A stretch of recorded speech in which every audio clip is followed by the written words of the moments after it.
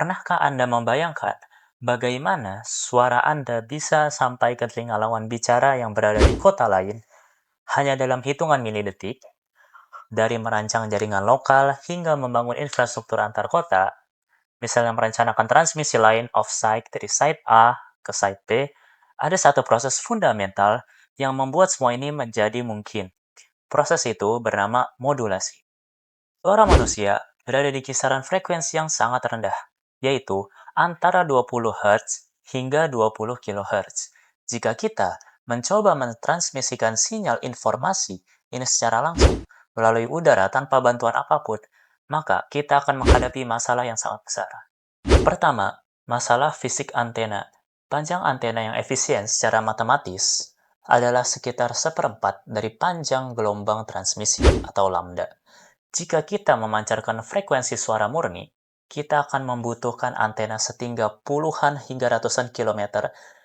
Ini tentunya sangat tidak masuk akal. Yang kedua, masalah interferensi. Jika semua stasiun radio memancarkan sinyal pada frekuensi asli suara manusia, sinyal-sinyal tersebut akan saling bertabrakan di udara dan hancur. Oleh karena itu, kita membutuhkan kendaraan untuk membawa informasi tersebut.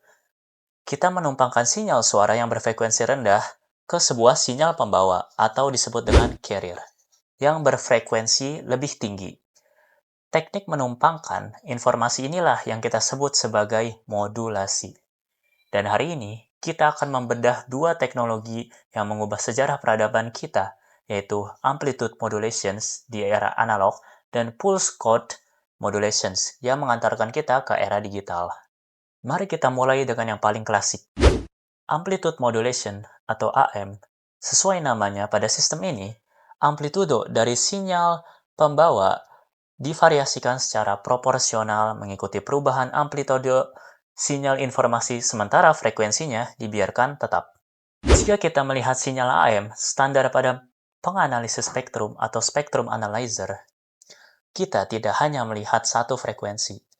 Modulasi ini menghasilkan tiga komponen utama, yaitu sinyal carrier, lalu ada di tengah pada frekuensi FC, ada lower sideband LSB pada frekuensi FC-FM, dan upper sideband USB pada frekuensi FC plus FM.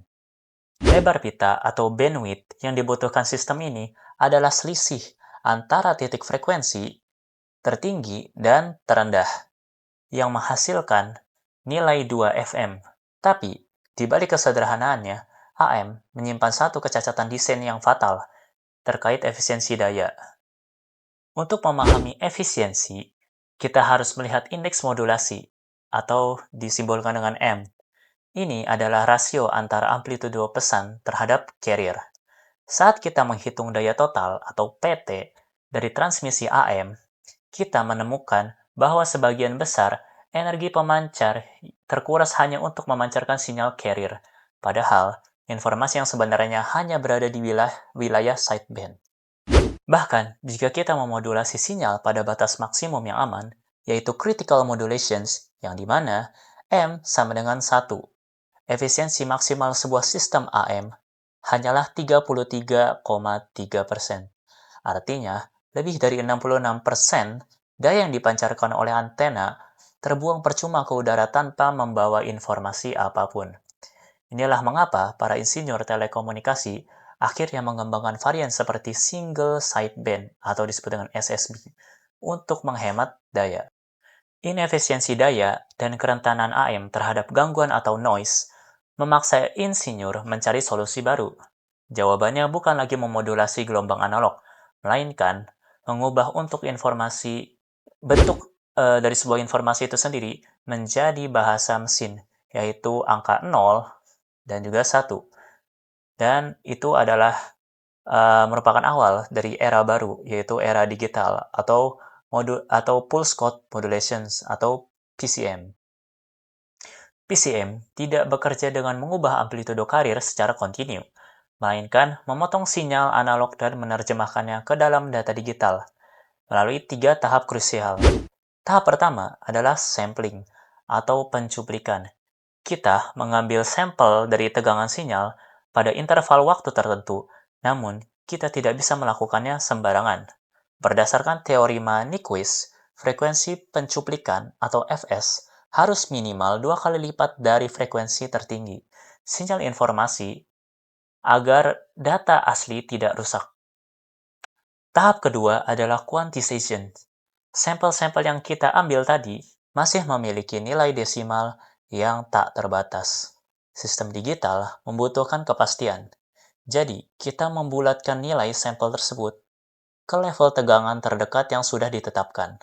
Proses pembulatan ini memang menciptakan sedikit simpangan yang disebut dengan quantization error. Namun ini adalah harga yang harus dibayar untuk kekebalan terhadap noise transmission. Tahap terakhir atau yang ketiga adalah encoding.